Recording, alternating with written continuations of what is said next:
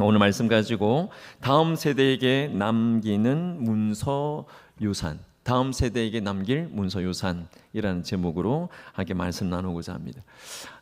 원래 1교구, 2교구, 3교구, 그 다음 오늘 4교구 할 차례인데 오늘 4교구가 5월 8일이 어버이날이라고 좀 부담이 될 것 같은데요. 그래서 한 주를 띄운 거예요.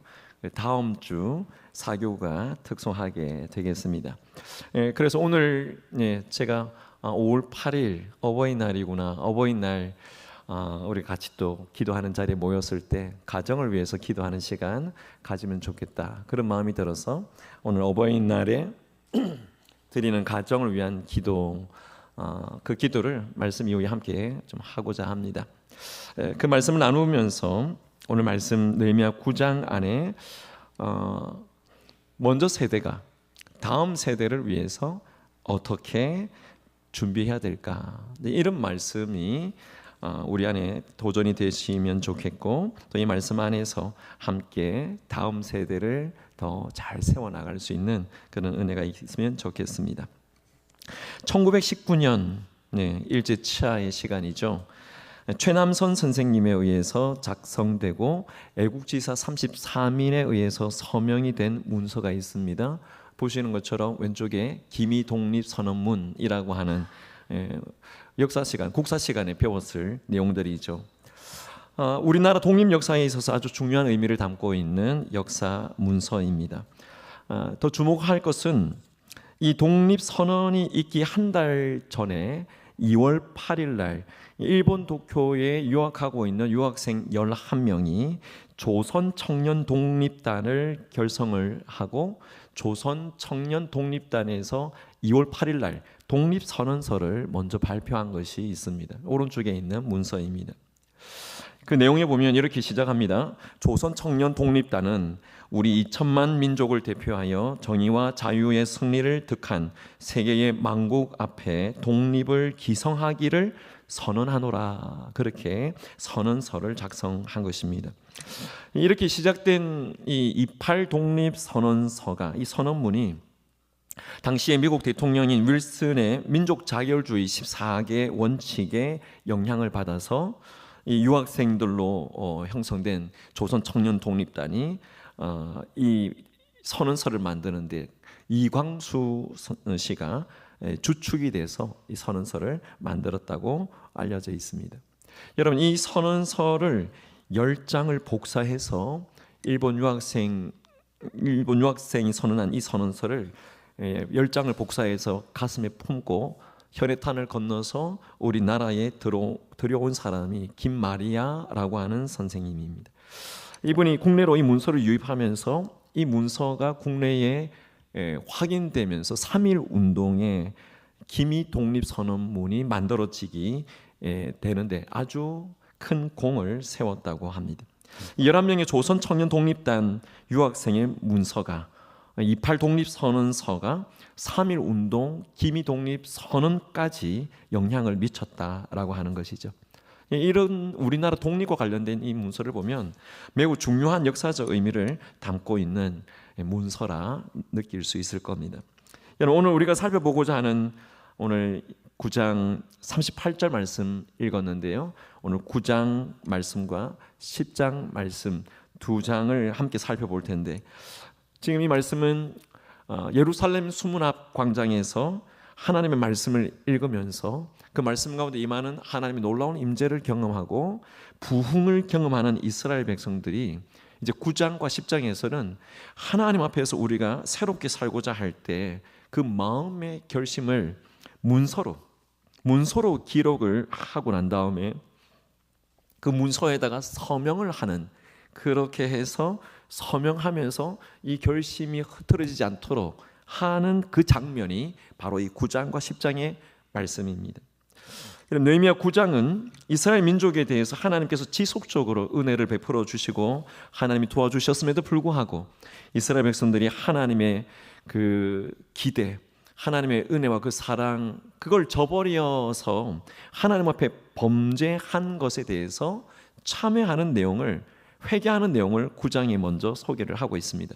그런 다음에 그들이 이제부터는 우리가 불순종하며 살지 않겠습니다.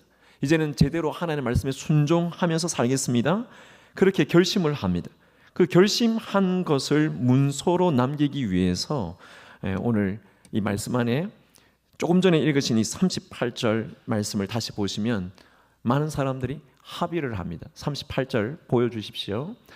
합의를 할 때 견고한 언약을 세워서 기록을 했습니다. 문서로 남겼다는 것이죠. 그리고 방백들과 레위 사람들과 제사장들이 다 임봉하였다고 했습니다. 여러분, 임봉이 뭡니까? 풀로 붙이고 도장을 찍고 서명하는 거잖아요. 그렇게 임봉하는 일에 총 84명이 이 문서에 서명하는 그 장면이 지금 바로 이 장면입니다. 그리고 난 다음에 이제 느헤미야 10장을 여러분 성경을 펼쳐서 들어가서 보시면 서명자 명단, 임봉한 사람들의 명단이 나옵니다. 여러분 성경의 1절을 보십시오. 1절에 보면 임봉한 자는 누구라고 했습니까? 하가랴의 아들 총독 느헤미야와 시드기야, 심표, 그 다음에 또 계속 나오죠. 이렇게 기록되어 있습니다. 제일 먼저 기록된 사람은 총독 느헤미야. 지금 이 임봉하는 이 기록을 남기는 이 역사적인 문서의 대표가 총독인 느헤미야였다고 하는 거죠. 그 옆에 나와 있는 사람 시드기야는 어떤 사람인가? 시드기야에 대해서는 아마 부총독쯤 되지 않았을까? 아니면 이 느헤미야 총독의 비서실장쯤 되는 사람이지 않을까? 그렇게 해석하기도 합니다. 여러분, 그리고 2절부터 8절까지를 보십시오. 10장 2절부터 8절까지를 쭉 보시면 여러 사람들의 이름을 기록하고 난 다음에 이 사람들은 누구라고 되어 있습니까? 제사장들이라고 말하고 있습니다. 여기 기록된 제사장의 이름은 21명이나 됩니다. 그리고 9절부터 13절까지 보시면 9절에 누구라고 소개하고 있죠? 레위 사람 곧 이렇게 사람들을 소개하고 있는데 17명의 레위 사람들, 레위 지파의 대표들을 기록하고 있습니다. 이 사람들이 서명을 했다는 겁니다. 그리고 14절부터 보시면 그 백성의 우두머리들이라고 표현하고 있죠. 이 백성의 지도자들을 말하는데 이 백성의 지도자들이 14절부터 17절 14절부터 쭉 내려와서 27절까지 대략 한 44명입니다. 44명. 44명이 서명을 합니다. 총 84명이라고 그랬잖아요. 이 문서가 그렇게 결심을 하고 결심한 것을 기록을 하고 기록한 것을 도장을 찍어가며 서명을 했다는 겁니다. 근데 이 문서에 대한 조금 다른 해석을 하는 신학자들은 이 문서가 에스라에 의해서 작성이 되고 느헤미야가 제일 앞에 총독 느헤미야 이렇게 기록된 걸 보면 느헤미야가 대표로 서명했을 가능성도 있을 것이다. 그렇게 해석하기도 합니다. 사랑하는 여러분, 오늘 우리가 살펴보고자 하는 기미 독립선언문 아닌 오늘 이 느헤미야서에 나오는 이 역사적인 문서, 이 문서가 어떤 내용인지 먼저 알 수 있으면 좋겠습니다. 부흥을 체험하고 하나님의 말씀의 임재를 경험하면서 하나님의 백성답게 살겠다고 결심하면서 문서에 기록한 이 새 삶을 결심한 내용이 어떤 것인가 하는 겁니다. 그 내용은 여러분 구체적으로 10장에서 28절부터 명단이 나온 그 다음 내용부터 39절 마지막 절까지 그 내용이 소개되고 있습니다. 그 내용을 그냥 간략하게 제가 정리해보면 오늘날 회복과 부흥을 사모하는 하나님의 백성들이 결단하고 결심해야 될 하나님이 원하시는 삶의 모습들입니다.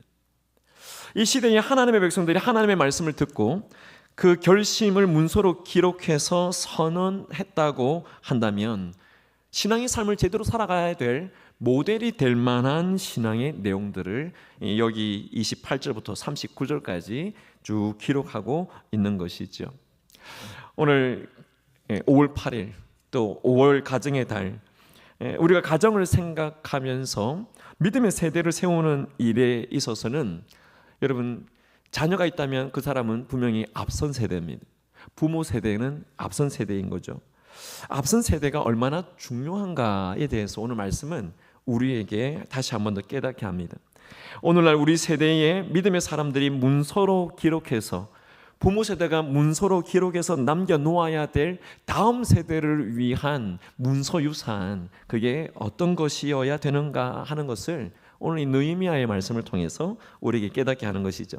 다음 세대에게 영향을 끼치게 될 앞선 세대의 문서, 여러분들이 오늘 문서 하나를 만든다면, 다음 세대에 영향을 끼칠 수 있는 역사적 문서를 하나 작성한다면 뭘 작성해야 될 것인가? 오늘 저는 이 말씀 안에서 한 3가지 정도로 다음 세대를 위한 문서 유산, 신앙 유산, 우리의 결심, 결단에 대한 유산 3가지 정도를 함께 나누고 그것으로 우리 가정을 위한 기도 함께 할 수 있으면 좋겠습니다. 첫 번째는 하나님의 백성으로서의 삶의 기준이 무엇인가를 분명하게 남겨놓는 것이 필요하다 하는 겁니다. 여러분 10장 29절입니다. 10장 29절 말씀을 한번 보십시오. 같이 한번 읽어보시겠어요? 우리가 하나님의 종 모세를 통하여 주신 하나님의 율법을 따라 우리 주 여호와의 모든 계명과 규례와 율례를 지켜 행하여 말씀합니다. 여러분 여기에 하나님의 율법이라고 말씀하죠. 넓은 의미에서 하나님의 말씀을 의미하는 것입니다. 다시 말하면 하나님의 백성이 살아가야 할 삶의 기준으로 우리에게 주신 하나님의 말씀을 말하는 겁니다. 기준이 되는 법, 기준이 되는 하나님의 법, 기준이 되는 하나님의 법, 바로 율법의 말씀인 거죠. 하나님의 율법을 말씀합니다. 여러분 이 법을 깨트리면 어떻게 됩니까? 이 법이 깨어지면, 이 법이 제대로 지켜지지 않으면 죄가 되는 것이죠. 하나님이 주신 말씀이 있고 말씀이 기준이 되었을 때 이걸 벗어나면 죄가 되는 겁니다. 죄에 대해서 여러 원어적인 의미의 단어들이 있는데 그 중에 하마르티아라고 하는 이 단어는 관역이라는 뜻입니다. 이 관역에 딱 정확하게 맞춰야만 하나님의 말씀의 법에 맞는 것인데, 관역을 벗어나 버리면, 표적에서 벗어나 버리면 그 죄가 된다는 거죠. 하나님의 법에서, 표준에서 벗어나는 모든 것은 죄인 것입니다. 이스라엘 백성에게 부흥이 일어났을 때 이 죄에 대한 이해, 죄에 대한 깨달음이 생겼을 때 죄를 자복하게 되고 죄에 대해서 회개를 하게 됐던 것입니다. 그래서 9장 말씀은 먼저 이들이 하나님 앞에서 우리가 뭘 잘못했는가에 대해서 회개하는 내용이 9장에 나옵니다. 몇 절만 살펴보십시다. 9장 26절을 한번 보십시오. 9장 26절에 보면 그들은 순종하지 아니하고 주를 거역하며 주의 율법을 등지고 주께로 돌아오기를 권면하는 선지자들을 죽여 주를 심히 모독하였나이다. 그러면서 이거 우리의 죄입니다, 이 이야기하고 있는 거죠. 34절도 보십시오. 9장 34절에 보면 주의 율법을 지키지 아니하며 주의 명령과 주께서 그들에게 경계하신 말씀을 순종하지 아니했다, 그렇게 말하면서 하나님의 말씀에 순종하지 못한 이 죄에 대해서 먼저 내어놓고 있는 것입니다. 이스라엘 백성들은 9장에서 하나님의 율법을 지키지 않고 거역하면서 순종하지 않은 것, 이거 회개하고 난 다음에 그 다음에 10장에 들어와서는 이 내용을 가지고 하나님 앞에 결심하고 임봉하는 과정을 통해서 하나님의 백성으로서 살아가야 될 삶의 기준으로 하나님의 율법을 세워나가는 결단을 10장에서 하고 있는 것입니다. 여러분 하나님이 원하시고 하나님의 백성으로서 기뻐하는 그 삶의 기준, 이 기준을 남긴다는 것이 참 쉽지 않습니다. 그죠? 여기에 저희 자녀들도 있고 여러분들의 자녀들도 계시고 우리 가정의 아이들이 자라가고 있는데 내 마음 같지 않잖아요. 정말 잘 믿고 신앙생활 잘 하면 좋겠고 정말 하나님 앞에 반듯하게 자라나기를 원하는데 그렇게 잘 되지 않습니다. 그 많은 이유 중에 하나는 오늘날 시대의 문제입니다. 여러분 오늘날 시대를 가리켜서 여러 번 말씀드렸습니다만 포스트 모던의 시대라고 이야기를 하죠. 한글로 표현하면 후기 현대주의 시대다. 이 후기 현대주의 시대, 포스트 모더니즘이 지배하고 있는 시대의 특징은 절대적인 삶의 기준을 거부하는 겁니다. 절대적이다라고 하는 이 표준 자체를 우리 다음 세대들은 인정하지 않는다는 것입니다. 모든 것이 상대적이고 모든 것이 나의 주관에 따를 뿐이라는 것이죠. 그래서 기성세대가 다음 세대를 보면서 우리가 느끼고 있는 거 있죠. 그대로입니다. 더 이상 어떤 규율이나 계율이나 규칙이나 규법에 얽매이려고 하지 않습니다. 내 마음대로 가는 걸 원합니다. 내 식대로 하기를 원합니다. 그래서 과거 세대들이, 어른 세대들이, 부모 세대들이 우린 이렇게 했어 라고 이야기하면서 이것이 절대적 기준이야 라고 이야기하면 아닙니다. 더 이상 그것이 기준이 될 수 없습니다 라고 말하는 것이 후기 현대주의의 특징 안에 있는 다음 세대들의 특징입니다. 그래서 자기의 본능에 따라서, 내가 느끼는 느낌에 따라서, 내가 필 받는 대로, 그것이 이 시대의 특징이라는 거죠. 그러니까 다음 세대를 정말 규율 안에 세워나간다는 것은 쉽지 않은 일인 것입니다. 여러분, 이러한 결과 때문에 후기 현대주의가 갖는 포스트 모더니즘이 우리 삶에 끼치는 이런 여러 가지 영향 때문에 오늘날 갖게 되는 문제들은 우리가 다 경험하고 있는 겁니다. 현대적인 삶의 형태에서 다양한 방식으로, 다양한 방법으로 일어나는 가정 파괴가 있죠. 가정 파괴가 다양한 방식으로 일어납니다. 물론 부부의 이혼으로부터 시작되는 것도 있지만 여러 가지 요소가 가정을 깨트리고 있는 것이죠. 그런 것 중에 또 하나는 동성연애입니다. 동성애에 인한 동성연애가 이제는 남자가 부부가 되고 여자가 부부가 되는 세상이 되어버렸으니 가정이 깨어지는 것이죠. 또 이런 후기 현대주의 시대, 지금의 시대에는 집단 이기주의가 상당히 힘을 얻습니다. 그리고 집단 이기주의가 힘을 얻다 보면 어디까지 얻느냐 보면 무정부적 상태에 이르기까지, 사회 혼란에 이르기까지 집단 이기주의가 일어나게 됩니다. 그리고 태폐 문화가 계속 흥왕하게 되고 파괴하는 문화와 습성들이 계속 이 땅에 잠식되어 있고 무분별한 방황과 방탕이 이 세상을 지배합니다. 이러다 보니까 이런 방황의 끝에 뭐가 있냐면 온갖 종류의 중독 증상이 나타나죠. 여러분, 알코올 중독, 마약 중독, 포르노 중독, 도박 중독, 쇼핑 중독, 중독 얼마나 많은 중독이 있습니까?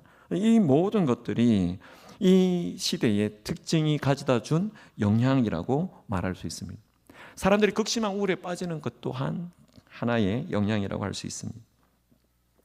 사랑하는 여러분, 그러나 이런 시대에 우리가 살고 있지만 우리가 다음 세대에게 하나님의 백성으로서의 삶의 기준이 하나님의 말씀이다 라고 하는 걸 기록으로 남겨놓을 수 있다면, 우리의 유서로 남겨놓을 수 있다면, 그래서 다음 세대의 사람들이 하나님 말씀 앞에서 다시 한 번 더 오늘 이 느헤미야에서 일어나는 부흥을 경험하는 것처럼 이 부흥을 다시 경험하게 된다면 다음 세대가 하나님의 말씀 앞에 분명하게 서게 되는 그런 은혜를 주실 것이라 저는 분명히 믿습니다.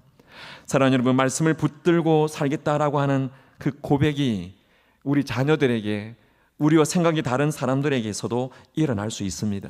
하나님 말씀의 원칙이 제시되면 순종하면서 살겠다라고 하는 그런 고백이 말씀 앞에 선 사람들을 통해서 일어나게 된다 하는 것이죠. 오늘 이 밤에 나오신 사랑하는 우리 송은교에 속한 모든 분들은 아마 이 소망을 분명히 갖고 계실 거라고 생각됩니다. 금요일 저녁에 기도의 자리에 나오셔서 하나님 앞에 간절히 부르짖을 수 있는 마음의 열정과 소망을 갖고 있는 분들은 부흥을 소망하고 계시고, 이 부흥이 내 삶에, 우리 가정에, 또 우리의 모든 사역 안에, 교회가 감당하는 사명 안에 이런 것들이 일어나기를 사모하고 계시지 않습니까? 여러분, 그런 사모함이 우리 안에 있을 때 하나님께서는 우리에게 하나님의 백성이 가져야 될 기준이 무엇인지를 남겨놓으라고 말씀합니다.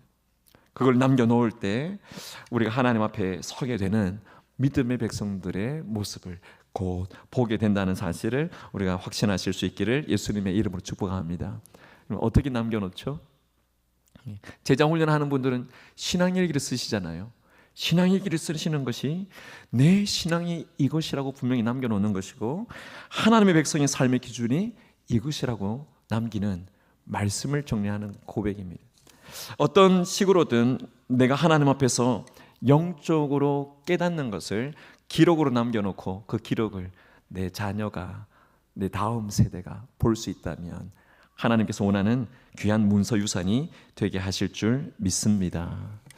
두 번째 우리가 생각하실 것은 오늘의 말씀을 통해서 볼 때, 여러분 우리 다음 세대에게 남겨야 될 문서 유산은 오늘 이 느헤미야의 말씀을 보면 이 세상과 다르게 살겠다라고 하는 그런 마음의 결심을 남기는 것이 중요함을 알게 하십니다. 여러분 앞서 하나님의 율법을 쫓아서 살겠다라고 그렇게 회개한 이스라엘 백성들이 이제 10장에 들어와서 10장 30절 31절 이 말씀 안에서 두 가지를 절대 하지 않겠습니다. 두 가지를 절대 하지 않겠다, 그런 결심을 합니다. 두 가지 절대 하지 않겠다라고 하는 두 구절의 말씀을 한마디로 모아서 이야기를 하면, 세상적인 것, 세속적인 그 영향력을 따라서 살지 않겠습니다. 세상적인 영향력을 따라 살지 않겠다라고 하는 그 결심을 하고 있는 것입니다. 먼저 30절을 보십시오. 30절 같이 한번 읽어보겠습니다. 시작. 우리의 딸들을 이 땅 백성에게 주지 아니하고 우리의 아들들을 위하여 그들의 딸들을 데려오지 아니하며. 여러분 이 말씀이 무슨 말씀이죠?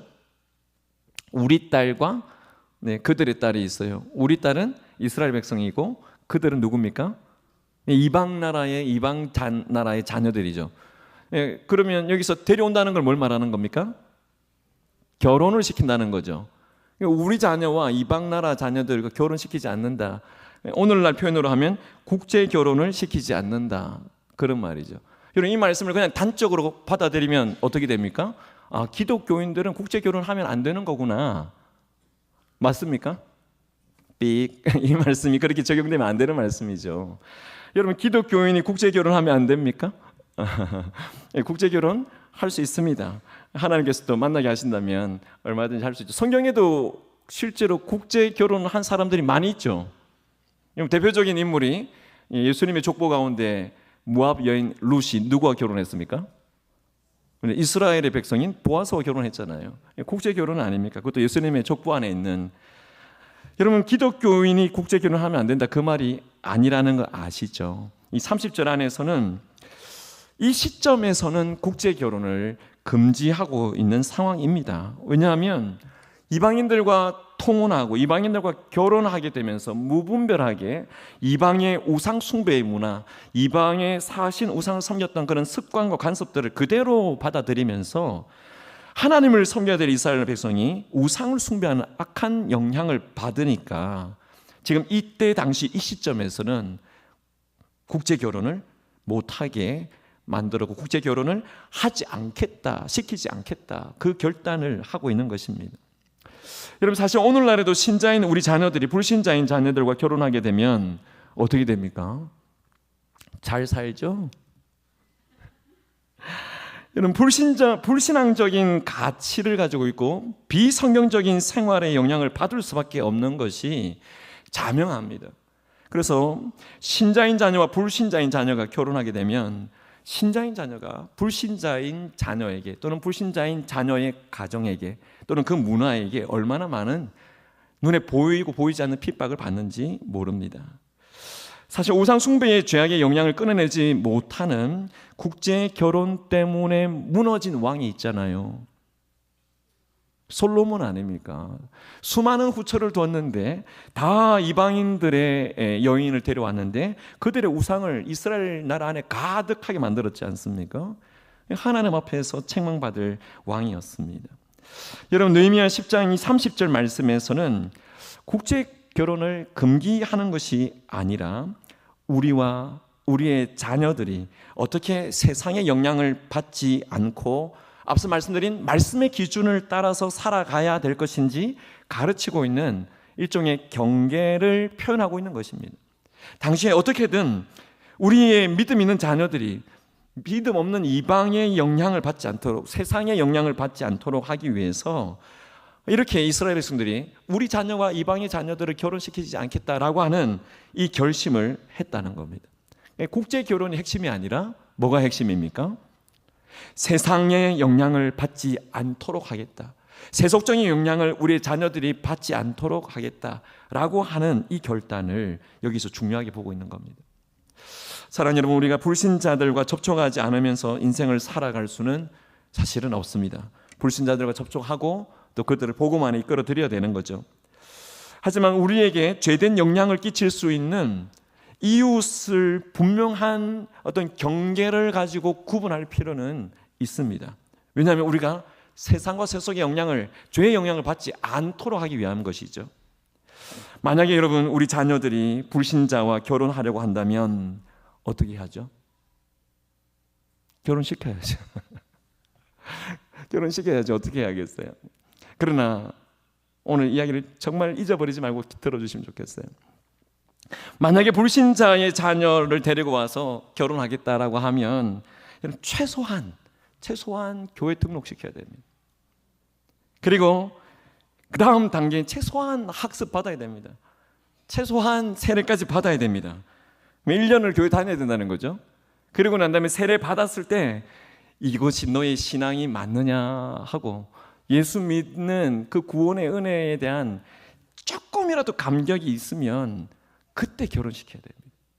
그 전에 결혼시켰다가는 딸이든 아들이든 영적인 고생을 얼마나 많이 하는지 모릅니다. 여러분 그렇게 결혼해서 신자와 불신자가 만나면 누가 우성이겠습니까?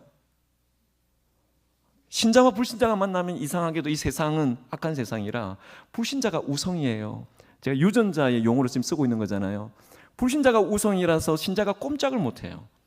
그러다가 평생 핍박과 고난을 당하다가 나중에 은퇴하고 60, 70이 되면 하나님이 나를 이제 부르시는구나 하고 내 와이프를 통해서 내 남편을 통해서 이제 부르시는구나 하고 그제서야 따라오는 것이 불신자들입니다. 그러니 얼마나 가정이 힘들고 어렵겠습니까? 여러분 우리가 자녀들의 결혼을 놓고 생각할 때 세상의 영향을 받지 않고 영향을 줄 수 있도록 하기 위해서 30절의 말씀에서 최소한의 죄의 영향을 받지 않도록 하기 위한 이 경계를 그들이 지키겠다라고 하는 이 약속을 주목해 볼 필요가 분명히 있습니다. 여러분 또 한 가지, 두 가지라고 그랬잖아요. 또 한 가지 31절이에요. 31절을 보십시오.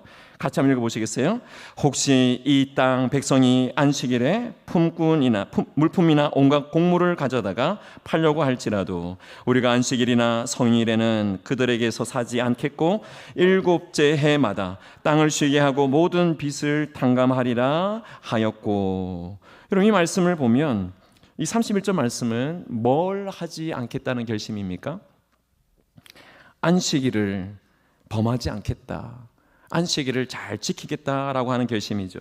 여러분 이 말씀 역시 구약 시대처럼 안식일을 문자적으로 지켜야 될 것인가 말 것인가 거기에 어떤 논쟁, 논의의 초점을 두고자 하는 것이 아닙니다. 여러분 이 안식일에 대해서 말씀하고 있을 때에는 왜 하나님께서 이 명령을 우리에게 주셨는가 하는 그것을 먼저 이해할 필요가 있습니다. 사랑하는 여러분, 이 안식일 제도가 무너진다고 하면 여러분 그렇지 않아도 이 세상이 얼마나 살기에 바쁘고 분주한 세상입니까? 근데 일주일에 한 번 하나님 앞에 나와서 예배드리는, 말씀을 묵상하는 이것마저도 안식일에 대한 개념이 무너져서 예배의 삶이 다 무너진다고 하면 어떻게 되겠습니까? 여러분 그렇게 됐을 때는 하나님의 백성이 과연 믿음을 지킬 수 있겠는가? 저희가 어젯밤에 제자훈련하면서 그런 말씀 나누었어요. 하나님의 말씀이 얼마나 중요한가, 말씀 앞에 어떻게 우리가 살 것인가 했을 때 하나님의 말씀을 붙잡고 사는 것과 붙들지 않고 사는 것, 하나님의 말씀을 읽고 사는 것과 하나님의 말씀을 읽지 않고 사는 것은 엄청난 차이가 있는 겁니다. 여러분 하나님의 말씀을 하나님의 백성이 붙잡지 않고 산다고 하면 다 무너지는 것이죠. 여러분 안식일 제도는 구약시대 하나님의 백성들이 당시 세속의 문화와 영향 속에서 자신들을 지킬 수 있도록 하신 하나님이 주신 선물이 안식일이었습니다. 오늘날은 이 안식일이 뭡니까? 안식일, 오늘날은 예수님의 부활과 함께 부활의 그날 주일을 우리는 안식일로 기념하여 주일을 거룩하게 지키고 있는 것이죠. 여러분 이 안식일로 주일을 지키는 이 정신만은 새 언약의 시대에 계속 계승되어야 될 줄 믿습니다. 그래서 지금 이 사람들이 문서로 유서를 남기면서, 문서로 신앙의 유산을 남기면서 두 가지 하지 않겠습니다 한 것이죠. 하나는 우리 자녀들이 세상의 세속에 영향받지 않도록 하겠습니다. 또 하나는 주일을 거룩하게 지키는 이 정신을 잃어버리지 않도록 하겠습니다. 이 두 가지를 약속하고 있는 겁니다. 여러분, 마르바던이라고 하는 신학 교수는 안식일에 관해서 이렇게 이야기했습니다. 같이 한번 읽어보십시오. 우리가 안식일을 지키면 안식일이 우리를 지킬 것이다. 여러분, 우리가 안식일을 지키면 안식일이 우리를 지킬 것이다, 이렇게 말합니다. 곰곰이 꼭꼭 씹어보면서 묵상해 보실 한 문장이 아닌가 생각됩니다. 요즘은 주일 5일 근무제가 보편화된 시대를 살고 있을 때, 여러분, 우리 그리스도인으로서 신앙생활할 때 교회를 중심으로 우리 교회 중심의 기독교 문화가 사실 새롭게 잘 정착되는 것이 필요합니다. 여러분, 5일 근무하고 이틀을 쉴 때 토요일과 주일을 쉬는 거잖아요. 토요일 하루는 개인적으로 또는 가족적으로 쉼과 레저, 운동, 하고 싶은 것들을 다 하실 수 있지만, 주일 하루는 온전히 마음을 하나님 앞에 드리고 또 우리의 몸을 쉬어가면서 하나님을 온전히 예배하고 공동체 안에서 기쁨으로 봉사하고 섬기는, 구약의 안식일의 그 개념을 정확하게 회복해가는, 신약의 온전한 주일 성수를 온전히 회복해가는, 이것이 교회가 감당해야 될, 교회가 해야 될 귀한 사명이라는 것입니다. 그러나 이 두 날을 다 놀아버리는 경우가 있죠. 이 두 날을 그냥 다 내 날로 정해버리고 내 날로 쉬어버리는 경우가 있다고 한다면, 여러분, 성경 말씀을 근거해서 이야기해보면 그 가정에 재앙이 될 겁니다. 여러분, 이러한 일들이 계속 된다고 하면 민족의 재앙이 될 겁니다. 우리 그리스도인들도 하나님께서 주신 은총 안에서 우리의 삶을 마음껏 엔조이 할 줄 알아야 합니다. 하지만 동시에 세상적인 세속적인 영향을 단호하게 거부하는 것도 우리가 반드시 할 줄 알아야 되는데, 부모 세대인 우리가 다음 세대에게 신앙의 유산을 남긴다면, 오늘 이 말씀을 통해서 내가 어떤 결심을 써서 문서를 남길 수 있을까? 지금 느헤미야를 비롯한 이스라엘의 지도자들은 10장에서 이런 내용들을 써서 이 세상과 다르게 살겠다라고 하는 이 결심을 남기고 있는데, 우리는 무엇을 남기겠습니까? 오늘 여러분의 남길 유서에 뭘 쓸까 한 번 더 고민해 보시기를 바랍니다. 마지막 세 번째로, 오늘 말씀에서 우리가 다음 세대에 남겨야 될 문서유산이 뭔지 확인해 볼 때, 다음 세대를 생각하면서 헌신서약서 쓸 필요가 있다, 헌신서약서를 남겨야 된다, 그렇게 말씀합니다. 여러분, 오늘 말씀의 32절부터 39절까지 말씀을 한번 보십시오. 32절부터 너무 글자가 작아서 안 보이죠? 안 보셔도 됩니다. 32절부터 39절까지 보면 계속 반복되고 있는 단어가 있습니다. 성경을 볼 때 가장 먼저 찾아낼 수 있는 성경의 인사이트 통찰력은 반복되는 단어가 뭐가 있는가 찾아보시는 건데, 제일 많이 반복되고 있는 게 뭡니까?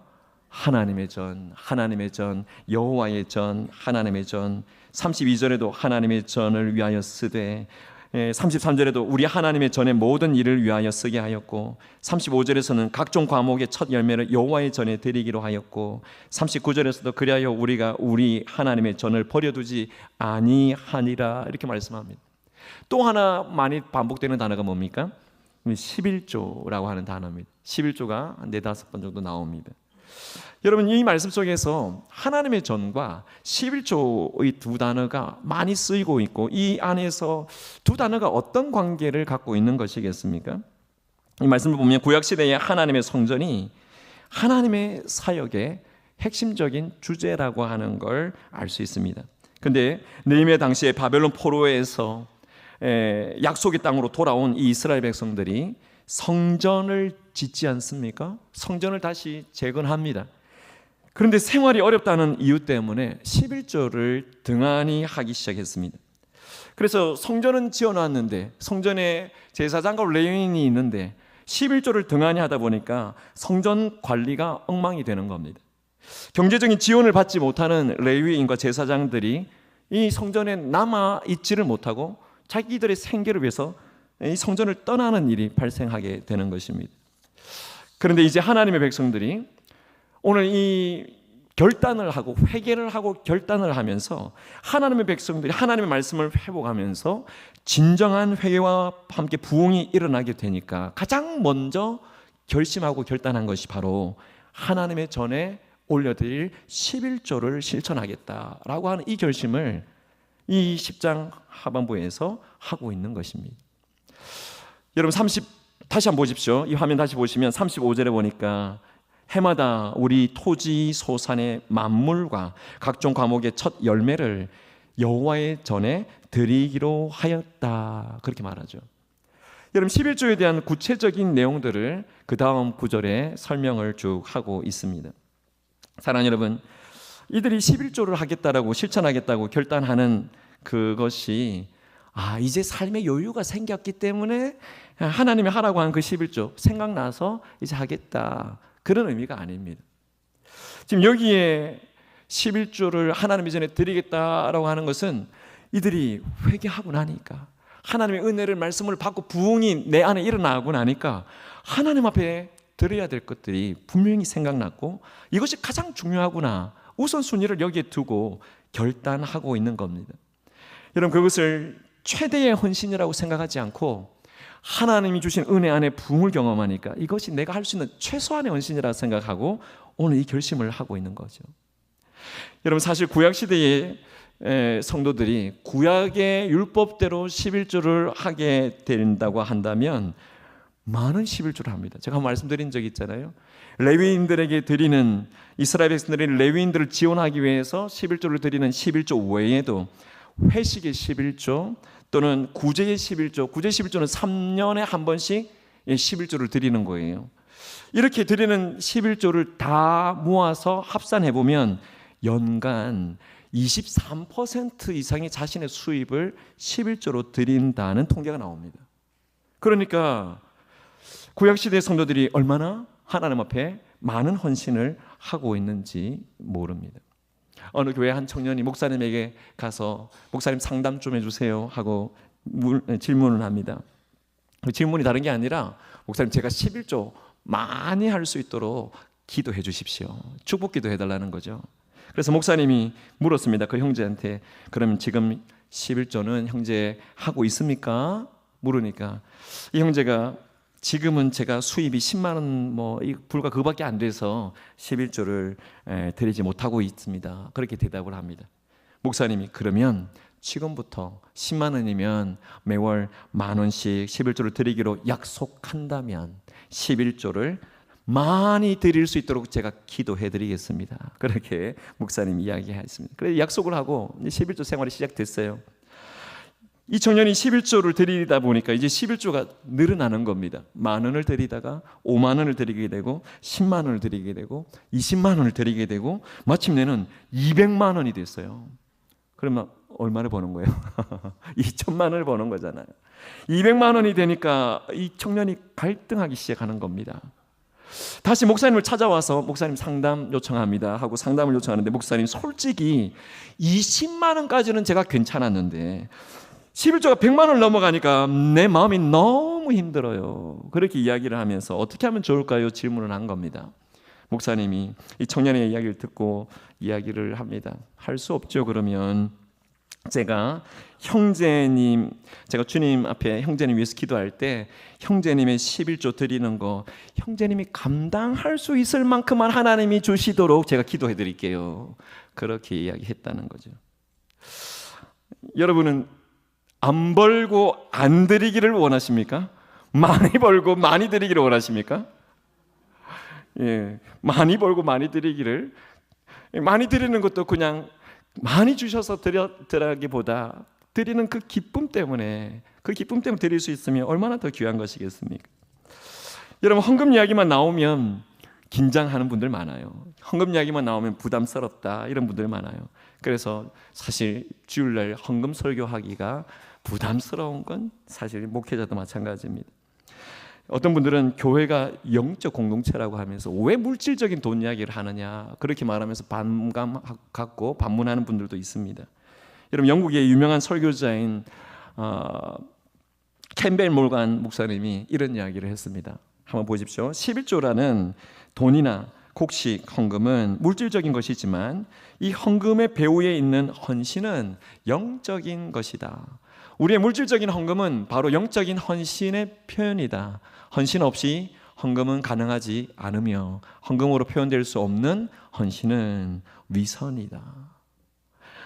여러분, 헌금으로 표현될 수 없는 헌신은 가짜라는 거죠. 사랑하는 여러분, 하나님의 사역이 힘차게 일어나고 또 하나님의 사역이 부흥되는 것 우리가 보고 싶지 않습니까? 우리 주일학교 아이들이 잘 자라가는 것 얼마나 기쁨이 감사한지 모릅니다. 금요일마다 오면서 들리는 아이들의 소리를 들으면 정말 이 아이들이 하나님의 나라에 정말 잘 세워지면 좋겠다, 그런 부흥의 간절한 마음이 우리 안에 계속 일어나잖아요. 그렇다면 누군가가 분명히 헌신을 해야 됩니다. 하나님의 사역을 힘써 지원하고 또 자신을 드리기를 헌신자를 통해서 자신을 드리는 그런 헌신자를 통해서 하나님의 나라가 지금도 확장되고 있다는 걸 믿으면서 내가 그 헌신자가 되기를 바랄 때 하나님은 놀라운 부흥을 우리에게 주신다는 것입니다. 여러분, 제가 부교육자로 사역하면서 교구 안의 성도님들이 이렇게 헌금을 많이 하는 경우를 간혹 봅니다. 왜냐하면 부교육자로서 이제 성도님들의 직분자 추천 또는 여러 가지 장로님 추천할 때 헌금 사항들을 볼 수밖에 없거든요. 근데 헌금을 많이 하셨더라고요. 적지 않은 헌금을 하신 분이 있어서 우연치 않게 그분에게 삶의 이야기를 듣고 하나님 앞에 헌신의 이야기를 들으면서 아니 어떻게 그렇게 헌금을 많이 하셨습니까? 그렇게 물었더니 그분이 그런 말씀을 하시더라고요. 부모님이 저에게 보여주신 모범이 바로 이것이었습니다. 그렇게 이야기를 합니다. 그러면서 한마디 더 하시는 게 뭐냐면, 만약에 제 아이들이 반대했다면 제가 하나님 앞에 그렇게 크게 헌신할 수 없었을 겁니다. 그렇게 이야기를 합니다. 여러분, 아이들이 그렇게 헌신하는 거 반대하면 부모로서 하기 쉽지 않잖아요. 우리한테 줄 유산을 왜 교회에다 갖다 바치세요? 이렇게 말할 거 아니겠어요? 근데 그 자녀들이 그렇게 헌신하는 것 아버지 당연한 겁니다. 그렇게 헌신하는 것 어머니 맞아요. 마음 변하기 전에 빨리 하세요. 자녀들이 동의를 해줘서 그렇게 큰 헌금을 했다는 겁니다. 사랑하는 여러분, 이런 가정이 하나님께서 주시는 은혜와 복을 더 받지 않겠습니까? 여러분, 이런 헌신을 통해서 어두운 세상에서 교회가 하나님의 나라를 세워나갈 수 있는 귀한 일들을 더 능력 있게 펼쳐가게 역사하신다는 사실을 저는 분명히 믿습니다. 여러분, 우리의 삶에도 이런 은혜를 주시고 이런 부흥을 우리에게 주시기를 사모하신다고 한다면 우리가 헌신할 헌신을 작정해 보십시오. 그리고 그 헌신의 작정을 우리 아이들이 보도록 해 주십시오.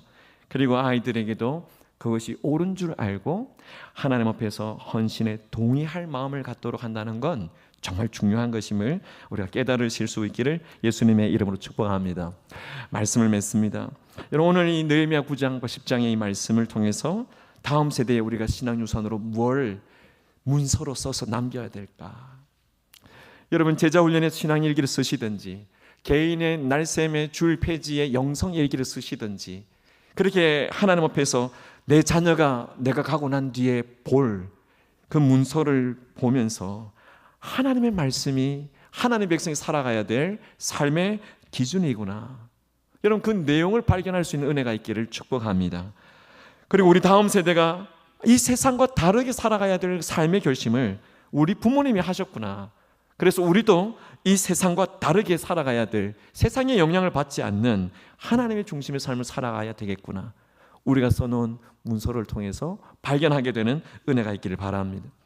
여러분, 우리가 헌신을 작정할 때 하나님께서는 우리의 모습을 자녀들이 보고 배우게 하시고 또 자녀들의 신앙이 우리를 더 하나님 앞에 헌신하게 한다는 사실을 기억하시면서 내가 하나님 앞에 어떻게 헌신하여 드릴까, 그 마음을 갖는 은혜가 온 교회 가운데 있게 되시기를 예수님의 이름으로 축복합니다. 5월 8일 어버이날, 어버이 되신 모든 분들의 영육간의 강건함을 축복합니다. 무엇보다도 오늘 말씀을 통해서 내 자녀에게 남겨야 될 유서, 꼭 죽을 때만 남긴 게 유서가 아니잖아요. 내 자녀에게 남겨야 될 신앙의 문서적인 유산, 오늘 말씀을 생각하시면서 내가 하나님 앞에서 이것도 잘 남겨놓겠다라고 하는 마음을 갖게 되시기를 간절히 원합니다.